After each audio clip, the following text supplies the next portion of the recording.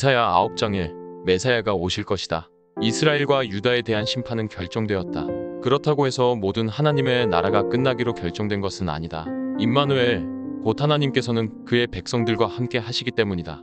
이사야는 모든 것을 이루실 메시아에 대한 예언을 한다. 전에 고통받던 자들에게는 흑암이 없으리로다. 옛적에는 여호와께서 스불론 땅과 납달리 땅이 멸시를 당하게 하셨더니 후에는 해변길과 요단 저쪽 이방의 갈릴리를 영화롭게 하셨느니라. 1절. 이 예언은 어둠 속에서 헤매던 백성이 빛을 보게 되리라는 것으로 시작된다.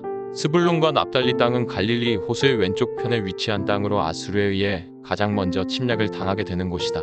그리고 후에 예수님의 고향인 나사렛이 위치한 지역이기도 하다. 죄로 인해 가장 먼저 심판을 받은 곳에서 영광을 보게 될 것이라는 것은 매우 놀라운 예언이라고 할 수 있다. 흑암에 행하던 백성이 큰 빛을 보고 사망의 그늘진 땅에 거주하던 자에게 빛이 비치도다. 2절. 주께서 이 나라를 창성하게 하시며 그 즐거움을 더하게 하셨으므로 추수하는 즐거움과 탈취물을 나눌 때의 즐거움같이 그들이 주 앞에서 즐거워하오니.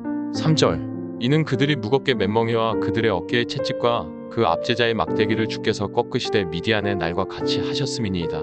4절. 어지러이 싸우는 군인들의 신과 피 묻은 겉옷이 불에 석같이 살라지리니. 5절. 이 구절들은 영광을 보게 될 날들에 대한 예언으로 하나님께서 다시 하나님의 나라를 회복시키시고 그의 대적들을 물리치시리라는 고백이다. 하나님의 백성들은 다시 기쁨을 찾게 되고 그들을 괴롭히는 자들은 모두 사라지게 될 것이다. 이 일들은 하나님께서 보내주시는 한 아이로부터 시작된다. 이는 한 아기가 우리에게 낳고 한 아들을 우리에게 주신 바 되었는데 그의 어깨에는 정사를 메었고 그의 이름은 기묘자라, 모사라, 전능하신 하나님이라, 영존하시는 아버지라, 평강의 왕이라 할 것임이라. 6절. 그 정사와 평강의 더함이 무궁하며 또 다윗의 왕자와 그의 나라에 군림하여 그 나라를 굳게 세우고 지금 이후로 영원히 정의와 공의로 그것을 보존하실 것이라. 만군의 여호와의 열심히 이를 이루시리라. 7절. 하나님께서 보내주시는 메시아는 하나님의 백성의 통치자가 되신다. 기묘자는 초자연적인 역사를 이루시는 것을 의미하고 모사는 조언자를 의미한다. 그는 모든 것을 행하시며 영원히 존재하시는 분이시다. 그가 이 땅에 오셔서 죄악으로 심판받을 곳에서 다시 하나님의 나라를 일으키시고 완성하실 것이다. 2. 이스라엘에 대한 심판. 이사야의 예언은 다시 현 시점으로 돌아온다. 그는 이미 이스라엘과 아람이 심판을 받게 될 것이라는 사실을 예언했다. 이제 그것이 이스라엘 속에 어떻게 구체적으로 일어날 것인가를 전한다. 주께서 야곱에게 말씀을 보내시며 그것을 이스라엘에게 임하게 하셨은즉. 8절. 모든 백성 곧 에브라임과 사마리아 주민이 알 것이오늘 그들이 교만하고 완악한 마음으로 말하기를. 9절. 벽돌이 무너졌으나 우리는 다듬은 돌로 쌓고 뽕나무들이 찍혔으나 우리는 백향목으로 그것을 대신하리라 하는도다. 10절. 예언을 대하는 이스라엘의 모습은 참담하다. 그들은 죄로 인해서 이미 많은 어려움을 겪었고 결국 패망의 길로 간다는 것을 들었다. 그러나 그들은 전혀 돌아설 생각을 하지 않는다. 벽돌이 무너지면 돌을 다듬어 쌓으면 되고 뽕나무가 찍히며 백향목으로 대신하겠다는 말은 그들의 교만한 마음을 보여준다.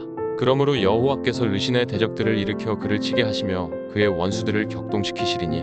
11절. 앞에는 아람 사람이요 뒤에는 블레셋 사람이라 그들이 모두 입을 벌려 이스라엘을 삼키리라. 그럴지라도 여호와의 진노가 돌아서지 아니하며 그의 손이 여전히 펴져 있으리라.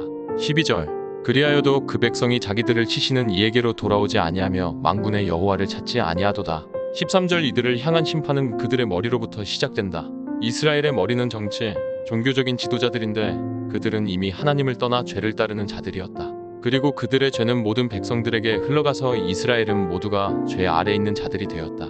그러므로 여호와께서 하루 사이에 이스라엘 중에서 머리와 꼬리와 종려나무 가지와 갈대를 끊으시리니. 14절. 그 머리는 곧 장로와 존귀한 자요 그 꼬리는 곧 거짓말을 가르치는 선지자라.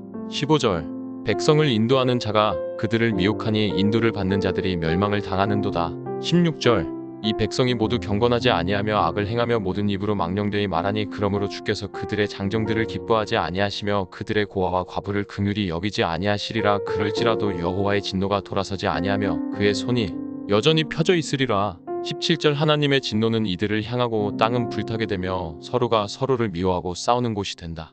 대저 악행은 불타오르는 것 같으니 곧 찔레와 가시를 삼키며 빽빽한 수풀을 살라 연기가 위로 올라가게 함과 같은 것이라.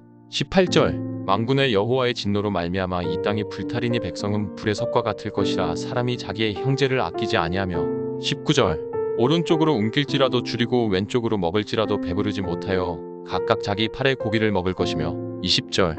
므낫세는 에브라임은 므낫세를 먹을 것이요 또 그들이 합하여 유다를 치리라. 그럴지라도 여호와의 진노가 돌아서지 아니하며 그의 손이 여전히 펴져 있으리라. 21절. 이스라엘은 외부의 대적뿐만이 아니라 자신들 안에서도 분열과 다툼으로 인해 결국 멸망으로 갈 수밖에 없게 되는 것이다. 이사야의 이 예언들은 얼마가 지나지 않아서 실제가 된다. 아수르에 의해 침략을 당하고 그 안에서는 분열이 일어나 서로를 죽이는 일들이 일어나게 되는 것이다. 예언이 있고 징조도 있지만 그것을 보고 들으면서도 이스라엘은 전혀 깨닫고 돌아오지 않는다. 이것은 6장에 하나님께서 이사야에게 하시는 말씀과 일치한다. 결국 그들은 심판을 피할 수 없는 자들이 된 것이다. 하지만 한쪽에서는 메시아의 말씀이 전해지고 모든 것이 무너진 자리에서 새로운 나라의 시작을 알린다. 하나님께서 우리에게 듣는 마음을 주시고 깨닫는 지혜를 주셔서 심판의 시대 속에서 구원의 역사를 바라보며 하나님의 나라를 살아가는 그리스도인이 되기를 소망한다. 오늘의 기도. 주님, 우리가 보면서도 알지 못하고 들으면서도 깨닫지 못하는 죄인의 마음을 가지지 않기를 원합니다. 항상 주의 말씀 안에서 주님이 주시는 지혜를 가지고 세상을 바라보며 옳은 길을 분별할 수 있는 지혜로운 자녀가 되게 하옵소서. 우리를 위한 놀라운 구원의 계획을 주시고 우리를 통해 하나님의 나라를 이루어 가심을 기뻐하며 그 역사에 동참하는 그리스도인이 되게 하옵소서. 우리의 메시아이신 예수 그리스도의 이름으로 기도합니다. 아멘.